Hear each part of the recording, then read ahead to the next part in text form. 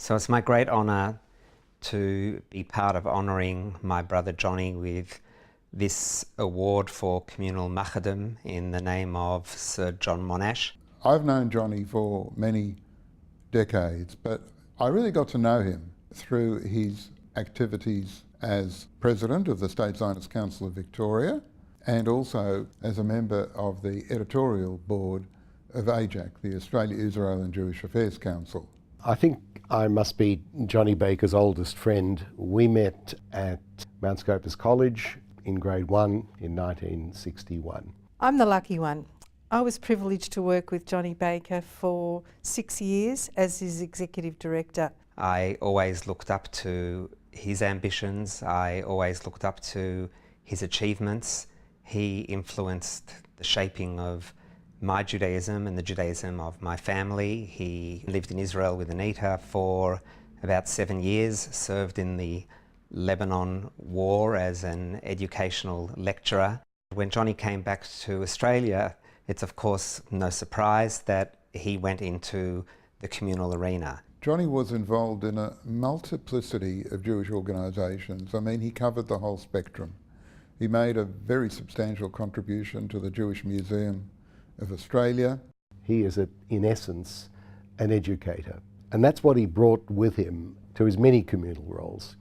He was president of the State Zionist Council, president of Mount Scopus College, as the chairman of the Jewish Museum, as the Australian representative of Yad Vashem, the president of Ameinu, which is the Australian branch of the labour movement in Israel. In terms of his presidency of the State Zionist Council of Victoria, he raised that organisation to a new level.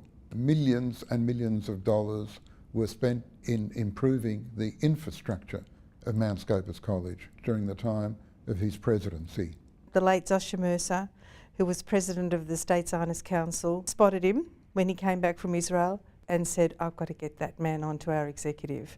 She invited him to sit on the bench as an education consultant, and he started to run Zionist seminars, Jewish identity seminars, and people were just flocking to listen to him because he did it in such a knowledgeable, casual, personable and entertaining way. Johnny, his younger brother, Associate Professor Mark Baker, and I, together with other friends, meet at least once a week to solve the world's problems. I regret to inform you that thus far we haven't succeeded. I can speak on behalf of the family and say that the sources for his activism go back to our childhood.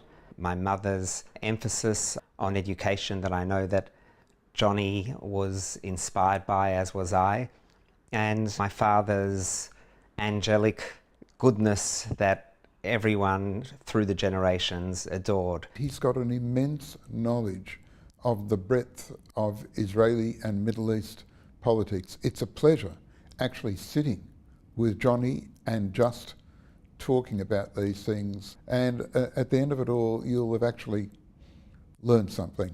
He had a deep intellect and people just couldn't hear enough of him. Johnny was also expert at explaining the political system in Israel, and he was able to explain to the community the outcomes and how the country was going to go forward. What made Johnny a great communal leader is that he understood and loved people, and people loved him. He is the greatest speaker in this community. It says in Pirkei Avot, "Aseh lecha rav," you should find yourself a teacher, "Ukneh lecha chaver," but you should acquire a friend.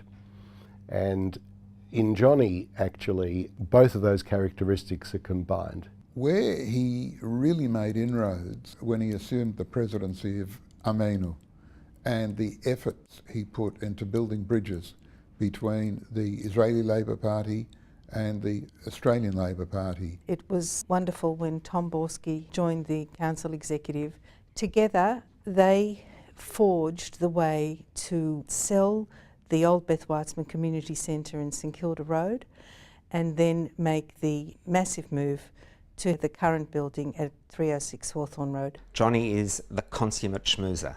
It's that ability to connect to people. It's that ability to dispense wisdom to people, as Johnny has done over this last year, that not only makes him a great community leader, but but a hero.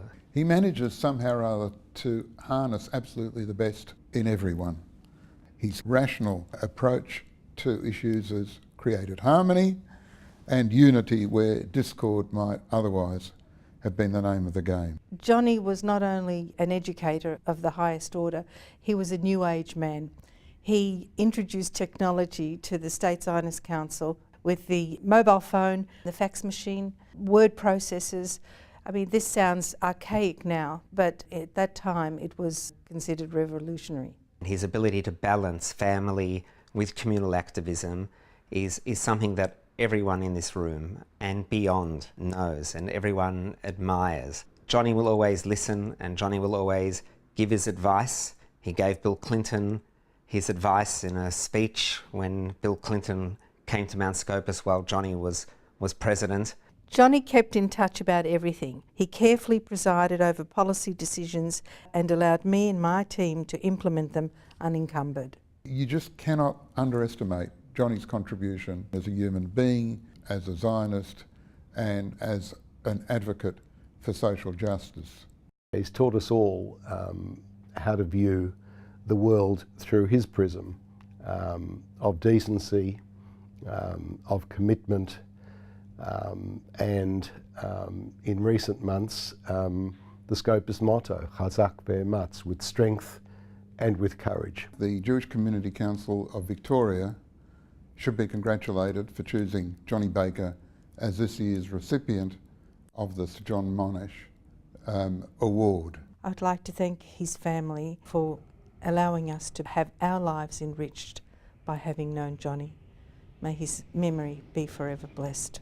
I want to speak also on behalf of his family, Anita, Timna, Nadav, Mayan, Gilad and Kani, my parents, Genya and Yossel. I know that we take great pride in everything that Johnny has achieved in his life, and that legacy is something that we carry and we will always carry, as will this community. Melbourne is Johnny, and so much of Johnny is Melbourne, as well as his great love for Israel.